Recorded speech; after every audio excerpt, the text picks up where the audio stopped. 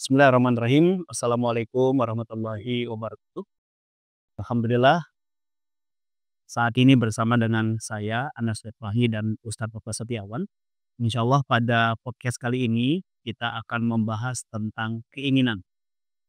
Bagaimana sih keinginan yang seringkali muncul di dalam diri kita dan bagaimana sikap kita menyikapi keinginan tersebut apabila kita coba hubungkan dengan Al-Quranul Karim.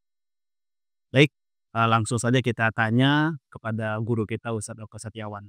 Ustadz, kan dalam keseharian bahkan mungkin setiap saat kita seringkali muncul keinginan. Betul. Nah, sebenarnya menurut Al-Quran bagaimana sih kita menyikapi keinginan tersebut? Baik. Ya, assalamualaikum warahmatullahi wabarakatuh. Jamaah ridha Allah dimanapun berada. Jadi pertanyaan Ustadz Ustadz, Anas ini kan umum ya, bahwa memang semua manusia pasti punya keinginan. Terus yang kedua saya tanya nih, ini sebelum kita masuk pertanyaannya. Jujur saja, kadang-kadang ketika keinginan kita tidak terwujud, itu biasanya manusia itu kecewa atau menerima. kecewa. Oke. Jadi dasar dari semua kekecewaan, kekhawatiran adalah ketika manusia itu tidak bisa mewujudkan apa yang diinginkan. Betul. Ya. Mari sekarang kita buka menurut Al-Quran. Kira-kira menurut Al-Quran itu yang sebenarnya itu bagaimana? Ya, baik. Pertanyaan saya, kita hidup di dunia ini menurut Ustaz Anas, itu keinginan siapa? Keinginan Allah. Ya, kita hidup di dunia ini kan keinginan Allah. Ya, Surat Al-Baqarah ayat 30 menyampaikan kami hendak menjadikan khalifah di muka bumi ini.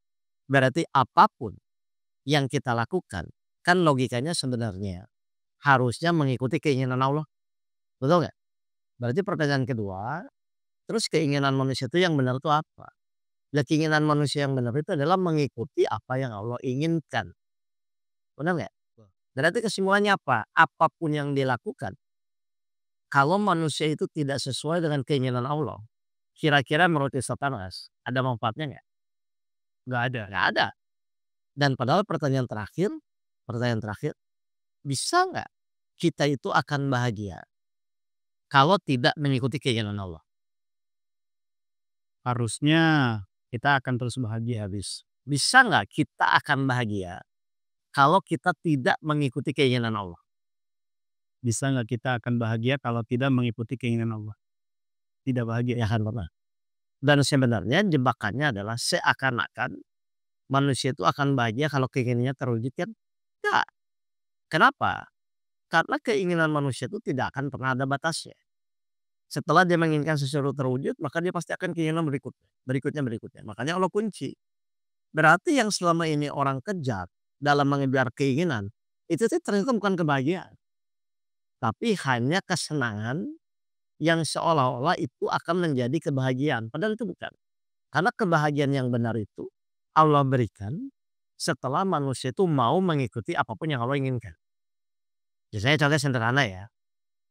Allah tuh ingin kita sabar di dalam menjalani ujian. Kan sabar itu kan perintah Allah ya, dan keinginan Allah. Maka sampai Allah berjanji Allah bersama orang-orang yang sabar. Innallaha ma'as-sabirin. Berarti sebenarnya kalau benar-benar kita sabar mengikuti keinginan Allah dan dasarnya memang karena Allah, pasti meskipun dalam kondisi tidak sesuai pun, insya Allah dia akan tetap bahagia. Karena Allah akan membersamai dia. Nah ini kan perlu praktek, Ya. perlu pembuktian kan. Dan silakan Bapak buktikan. Saya insya Allah dalam beberapa channel YouTube banyak, saya sudah mengajarkan caranya sabar. Berarti nanti ketika Bapak Ibu diuji, meskipun tidak sesuai keinginan, tapi kalau Bapak Ibu benar-benar sabar, insya Allah akan tetap bahagia. Jadi kesimpulannya apa? Kesimpulannya silahkan manusia mempunyai keinginan. Ya.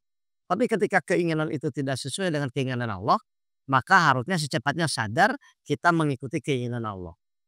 Atau dalam istilah kalimat dalam Al-Quran, secepatnya kita berserah diri kepada Allah. Apa itu berserah diri? Menyesuaikan dengan apapun yang Allah ingin. Jadi begitu Ustaz. Ya, berarti, bisa kita garis bawahi bahwa pada saat kita memiliki keinginan, Ya, maka sesegera mungkin keinginan tersebut kita sesuaikan dengan keinginan Allah. so Nah, untuk mengetahui keinginan Allah itu apa, itu gimana? sederhana saja. Niat awal dalam melakukan segala sesuatu, itu niatnya karena hasil atau hanya menjalankan perintah Allah. Ya dong, misalnya kita ikhtiar nih, misalnya si fulan sakit pergi ke dokter. Dia pergi ke dokter itu sebenarnya niatnya, keinginannya itu supaya sembuh atau hanya menjalankan perintah Allah. Kalau dia niatnya supaya sembuh, terus jadi tidak sembuh, maka wajar jadi kecewa kan? Tapi kalau niatnya hanya menjalankan perintah Allah, ya insya Allah mau sembuh mau tidak, targetnya bukan itu. Tapi benar-benar bersabar di dalam menjalani sakitnya itu. Maka saat itu muncullah kebahagiaan, maka otomatis Allah akan sembuhkan lewat tangan dokter tersebut. Baik. Berarti sebenarnya pada saat kita memiliki keinginan, Ya, cara untuk menyesuaikan dengan keinginan Allah adalah yang pertama kita merubah niat nih. Di mana niatnya itu adalah semata-mata hanya menjalankan perintah Allah. dan memang kan kita diciptakan di surat Az-Zariyat ayat 56 memang seperti itu. Aku tidak ciptakan jin dan manusia melainkan agar mereka beribadah kepada Allah. Jadi sangat-sangat wajar manusia itu akan bahagia kalau sesuai dengan tuntunannya kan. Karena nggak mungkin mobil bisa awet kalau tidak mengikuti tuntunannya. Ya, Ya betul. nggak mungkin manusia bisa hidupnya tenang kalau tidak mengikuti petunjuk Allah. Jadi ternyata memang Allah menurunkan Al-Quran ini agar manusia itu bahagia. Dan di dalam Al-Quran ada namanya petunjuk-petunjuk. Tapi karena manusia diberikan pilihan, maka silakan pilih mau mengikuti keinginannya atau mau mengikuti petunjuk Allahnya. Berarti kalau ingin bahagia, maka keinginan itu harus mengikuti petunjuk Allah. Kemudian Ustaz, untuk misalkan gini, saya punya keinginan nih, kemudian sadar, ingin sesuai dengan keinginan Allah. Berarti kita berusaha untuk merubah niatnya yaitu atas dasar perintah Allah. Tuh, saya berusaha untuk merubah, oh ini saya niatkan untuk Allah. Nah, Oke, untuk kita bisa mengetahui atau apa sih tolak ukur bahwasanya niat kita ini sudah benar-benar sesuai dengan perintah Allah? oke.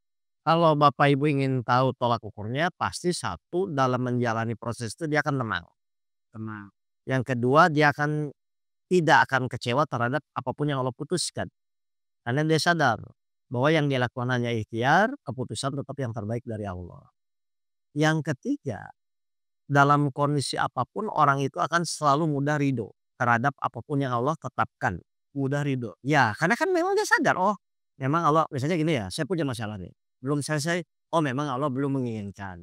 Tapi Allah ingin apa? Kamu tetap istiqomah berikhtiar. Tapi ikhtiarnya bukan dalam rangka menyelesaikan, tapi hanya dalam rangka menjalankan perintah Allah. Nah, sikap-sikap ridho seperti itulah yang akan memunculkan rahmat Allah. Yang akan memunculkan pertolongan Allah. Sehingga meskipun orang itu punya masalah, tapi karena hatinya tenang, hatinya damai, maka dia tidak akan merasa bermasalah dengan hal itu.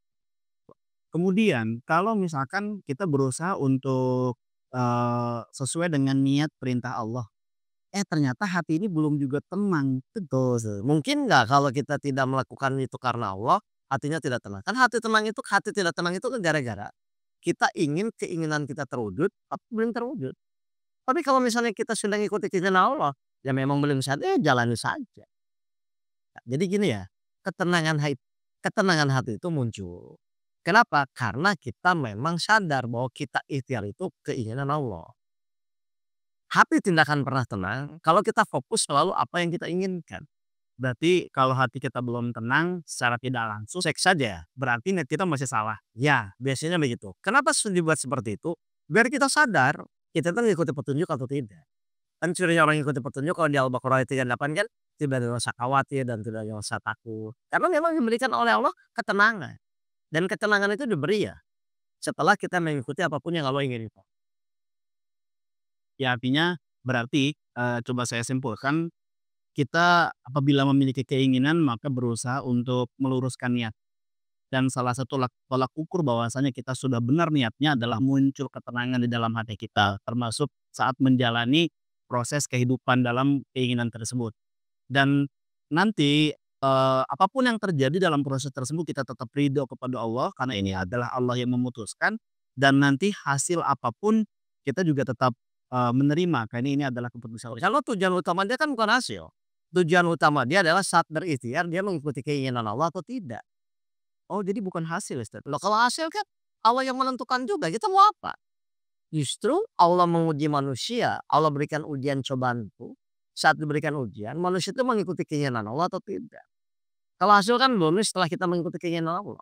Berarti kita seharusnya pada saat memiliki keinginan tidak boleh memikirkan hasil dong ya berarti?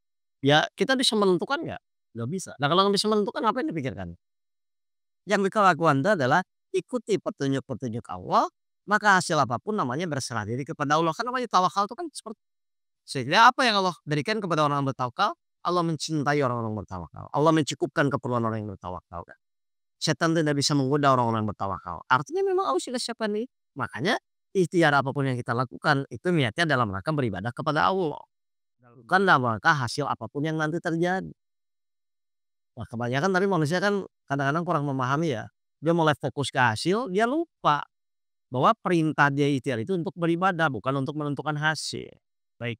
Berarti Ustaz, kalau misalkan kita sudah menjalani proses ikhtiar nih, muncul lagi tuh kepikiran mikirin hasil, jalanin hasil, berarti perbaiki niat atau bagaimana? Ya niat itu kan harus terus diperbaiki karena iblis tidak akan pernah menerima ketika Bapak Ibu niatnya bukan karena Allah. Dia akan berusaha bagaimana mempelesetkan agar yang penting jangan karena Allah. Kalau bukan karena Allah kan jadi sia-sia. Iya, Yang ada cuma lelah, sedih, capek kan. Tapi kalau karena Allah, sesedih apapun, selelah apapun kan insya Allah akan menjadi pahala buat dia. baik. Ya Ustaz, kan di dalam surah Al-Baqarah ayat 153 ayat 3 itu kan dijelaskan tentang agar kita ditolong Allah adalah dengan iman, sabar, dan sholat. Kemudian pada saat kita seperti berperang dengan perasaan di dalam diri kita tentang memperbaiki niat dan kita merasa tidak tenang juga, maka bisa kita ikhtiarkan dengan salah satunya kita kemudian menjalankan sholat gitu.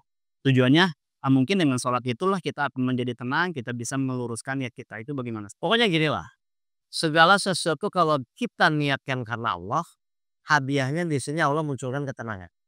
Jadi bukan karena sholat supaya tenang. Tenang itu bonus dari Allah setelah kita memang sholat itu hanya menjalankan perintah. Sabar itu jadi tenang setelah sabar itu niatnya hanya menjalankan perintah. Akhirnya apa? Jalani sabar sholat dengan benar, maka bonusnya adalah janji Allah akan menolong permasalahan kita. Baik. Karena kalau nanti ujung-ujungnya fokus ke pertolongan berarti kasihan juga dong artinya.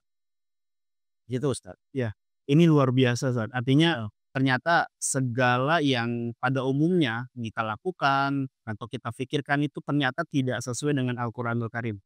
Karena mungkin bukan tidak sesuai, mungkin kurang sadar aja. Kurang sadar. Berarti kita benar-benar harus mencoba memperbaiki niat kita, sampai kita memikirkan hasil pun itu adalah sebuah kesalahan karena memang kita tidak bisa menentukan hasil. Bahkan ketika kita mencoba untuk, dengan melakukan sholat biar ditolong Allah pun itu salah, karena memang sebenarnya ditolong Allah itu pun bonus gitu. Atau gini lah Ustadz Anas, nggak usah pakai ayat ya. Ustadz Anas jawab aja dalam hati nurani sendiri ya. Hasil itu urusan siapa? Udah itu aja. Ya urusan Allah. Nah udah, nggak usah pakai ayat juga orang tuh tahu semua. Tapi kenapa udah tahu hasil urusan Allah? Kadang-kadang orang tuh orientasinya ke hasil gitu. Loh, tapi kan Ustadz planning, perencanaan, target silahkan. Ah, Target silahkan, perencanaan silahkan, karena memang dalam ikhtiar maksimal. Tapi ketika hasilnya tidak sesuai target, padahal kita sudah maksimal, ya tetap aja kita nggak kecewa. Karena yang Allah nilai kan bukan masalah hasilnya, sikap dia di dalam menjalani ikhtiar jalannya. nah Ustaz, biasanya kan seorang pada saat memiliki keinginan, Ya, maka, pemikiran berikutnya adalah dia menjalani ikhtiar. betul. Nah, kita tuh sering dengar dengan istilah ikhtiar maksimal. Sebenarnya apa sih yang dimaksud dengan ikhtiar maksimal sih? Ikhtiar maksimal itu kan sampai ditolong Allah kan? Sampai ditolong. Oh iya dong. Lah, kalau nggak belum ditolong ya berarti belum masuk. Kenapa harus sampai ditolong Allah? Ya kan memang janji Allah akan menolong. Berarti ketika belum ditolong berarti Bapak Ibu belum maksimal. Iya. Dan tapi kita jangan fokus agar ditolong Allahnya, jalankan perintah saja. Hasil pertolongan itu hanya sebagai tolak ukur bahwa, oh berarti kita sabar kita udah benar, Ya. sholat kita sudah benar. Kan sebenarnya Allah ngasih pertolongan itu sebagai sinyal, oh berarti sabar kita sudah benar. Baik. Karena gaya utama kan bukan pertolongan, tapi sabar dan sholatnya yang benar. Oh iya dong, karena sabar ini syarat salah satu masuk surga. Sholat ini amalan yang pertama kali kan goalnya itu bukan pertolongan. Kalau pertolongan selesai masalah satu kan datang lagi masalah yang kedua. Jadi orang nggak pernah selesai kan. Berarti kesimpulannya apa? Berarti semua kejadian hidup di dunia ini hanya sebagai sarana untuk meningkatkan ibadah kita kepada Allah. Masya Allah. Alhamdulillah ya. Ya teman-teman jamaah sekalian, alhamdulillah kita barusan sudah menyimak tentang keinginan yang bagaimana keinginan tersebut bisa kita sesuaikan dari apa yang Allah jelaskan di dalam Al-Qur'anul Karim. Silahkan teman-teman atau para jamaah mencoba untuk berulang kembali mengulangi materi ini sampai benar-benar mendapatkan pemahaman Dan nanti apabila ada jamaah atau teman-teman ada hal-hal yang ingin ditanyakan terkait dengan materi ini, silahkan dicatat di kolom komentar. Semoga nanti dari situ kita akan memberikan penjelasan tambahan dari podcast yang saat ini kita jalani. Terima kasih, semoga bermanfaat. Assalamualaikum warahmatullahi wabarakatuh.